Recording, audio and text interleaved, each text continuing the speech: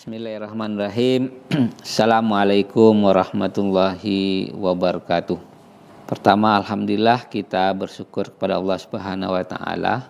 Salawat dan salam marilah senantiasa kita sampaikan kepada Rasulullah sallallahu alaihi wasallam. Allahumma shalli ala Muhammad wa ala ali Muhammad. Pada kesempatan ini kita akan membahas tentang dinasti Umayyah, di mana dinasti ini merupakan keberlanjutan dari kekhalifahan sebelumnya. Walaupun kita ketahui bahwa sistem pemerintahannya berbeda dengan masa Khulafaur Rasyidin, di mana dinasti Umayyah ini lebih cenderung mempergunakan sistem pemerintahan monarki absolut. Seorang raja akan mewariskan pemerintahannya kepada anak. Dinasti ini memiliki perjalanan yang panjang karena kita akan bagi menjadi dua periode. Periode dinasti Umayyah Timur dan dinasti Umayyah yang ada di Eropa atau kenal dinasti Umayyah Barat. Dinasti Umayyah Timur ini berlangsung selama 92 tahun. Sedangkan dinasti Umayyah Barat itu berumur sekitar 228 tahun. Dalam rentang waktu yang panjang ini, dinasti Umayyah telah banyak kontribusinya terhadap pengembangan dan penyebaran Islam. Dari yang awalnya Islam hanya berpusat di Mekah dan Madinah, kemudian berkembang sampai ke Eropa, Afrika, dan Asia. Dinasti Umayyah Timur ini kita bagi menjadi 3 periode.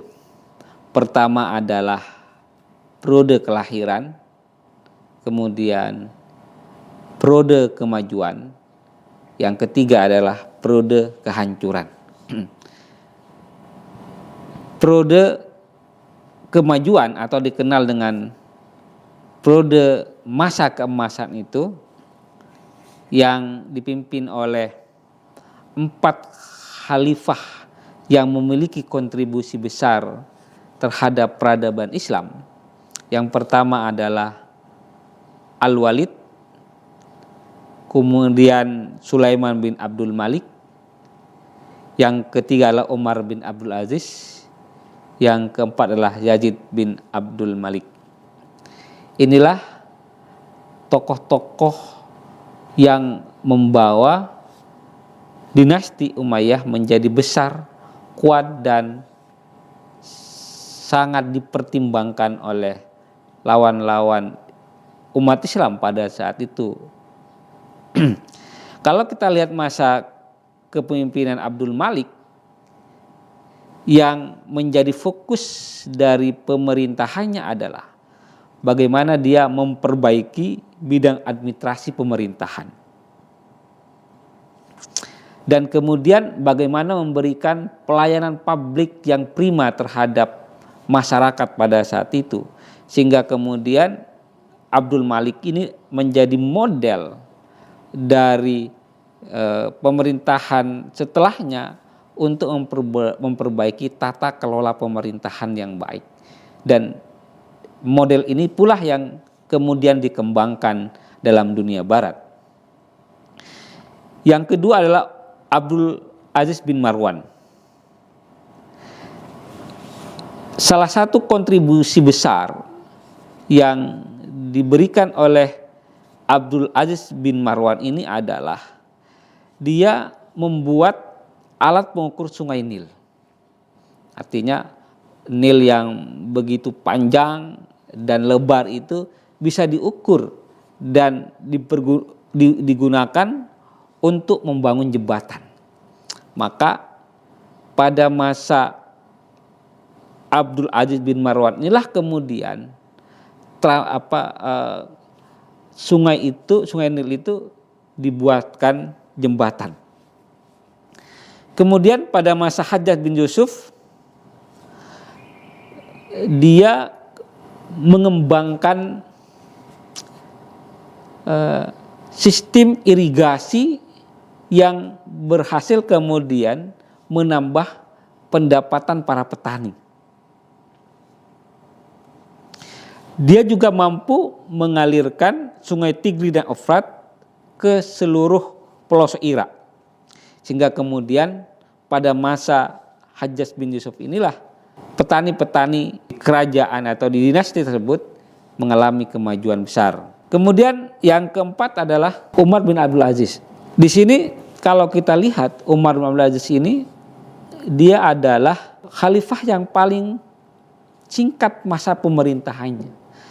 Namun pada masa beliaulah kesejahteraan umat itu berada pada puncaknya. Mengapa? Karena kalau kita baca sejarah, pada masa Umar bin Abdul Aziz inilah tidak ditemukan orang yang berhak untuk mendapatkan zakat. Apa artinya? Bahwa umat pada saat itu sudah menjadi orang-orang yang muzakki, bukan lagi menjadi orang-orang yang mustahik. Selain mampu meningkatkan kesejahteraan masyarakat muslim pada saat itu, Umar bin Abdul Aziz juga melakukan perbaikan-perbaikan terhadap para pejabat yang menyalahi wewenangnya.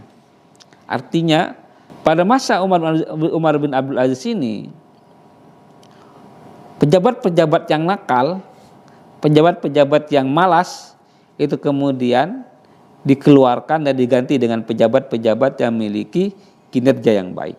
Di samping itu, masa Umar bin Abdul Aziz ini, beliau memperbaiki kembali lahan-lahan pertanian dan kemudian mencari sumber-sumber kehidupan baru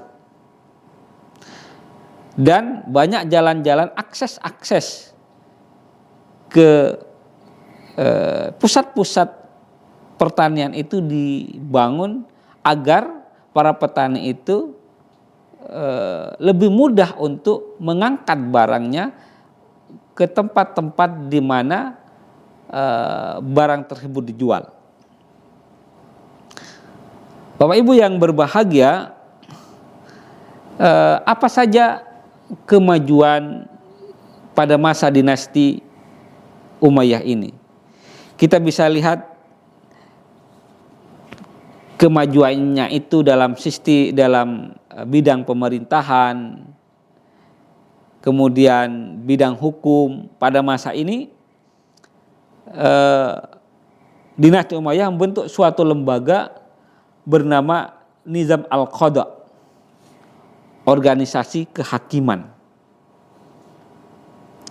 di mana kehakiman zaman itu dibagi menjadi 3 badan. Yang pertama ada Al-Qadi, yang kedua adalah Al-Hisbah, yang ketiga adalah An-Nazaf fil Mazam. Ini adalah lembaga-lembaga peradilan yang diorganisir oleh para khalifah pada masa dinasti Umayyah ini. Demikian juga pada masa kemiliteran. Pada masa dinasti ini, perkembangan kemiliteran Arab pada saat itu mencapai kemajuannya, di mana sistem kemiliterannya itu lebih maju dibandingkan sistem militer yang dimiliki oleh Bizantium. Bahkan mengalahkan metode militer yang dimiliki oleh Romawi pada saat itu. Di samping itu, di bidang ekonomi ada banyak hal yang sudah dikerjakan oleh dinasti Umayyah terutama dalam bidang pertanian sebagai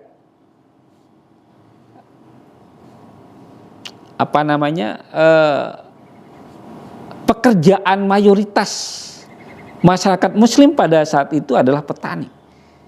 Maka sektor pertanian ini menjadi pendapatan terbesar dari dinasti Umayyah. Maka untuk mensejahterakan para petani, maka para khalifah tersebut membangun irigasi, di mana irigasi ini sangat bermanfaat untuk para petani. Di samping itu, bidang ekonomi juga dalam sistem perdagangan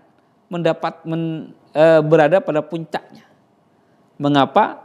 Karena pada masa dinasti Umayyah ini banyak barang-barang yang diproduksi di Baghdad pada saat itu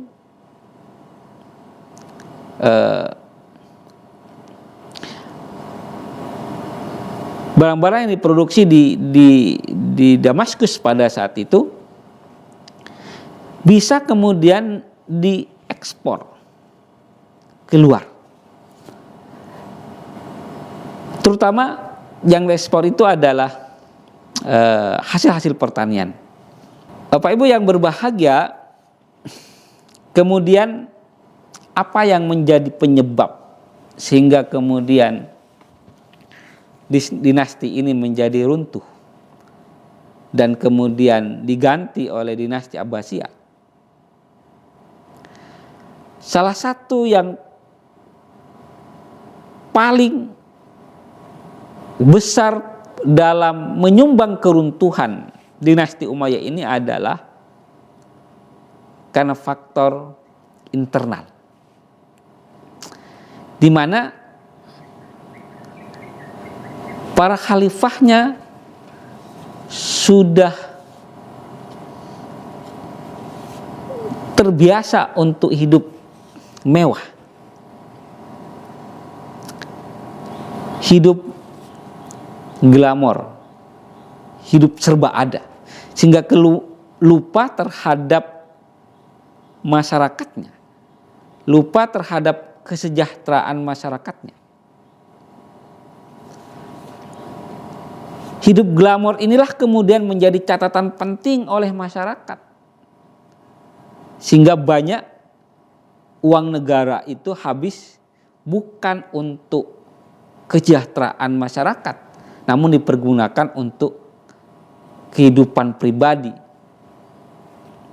Faktor kedua adalah dinasti Umayyah ini lebih cenderung menjadikan bangsa Arab itu sebagai kelas nomor satu, sehingga kemudian bangsa-bangsa yang lain selain non-Arab itu mendapatkan posisi yang rendah.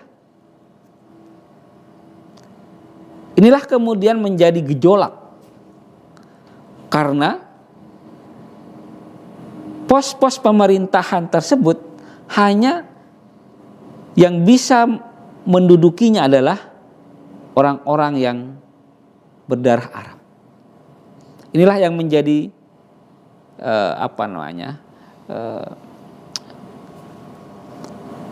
bara dalam sekam di dinasti Umayyah. Yang ketiga, sebenarnya runtuhnya dinasti Umayyah ini karena sisa-sisa pertentangan antara Muawiyah dan Ali pada perang Siffin misalnya, itu masih berbekas pada orang-orang pendukung Ali bin Abi Thalib, pendukung Husain, yang kemudian menjadi sebuah alasan bagi keluarga Abbas bin Muthalib untuk meruntuhkan dinasti ini. Apapun dan bagaimanapun kondisi dinasti Umayyah, namun dia tetap telah memberikan kontribusi besar terhadap perkembangan Islam dan peradaban Islam di dunia.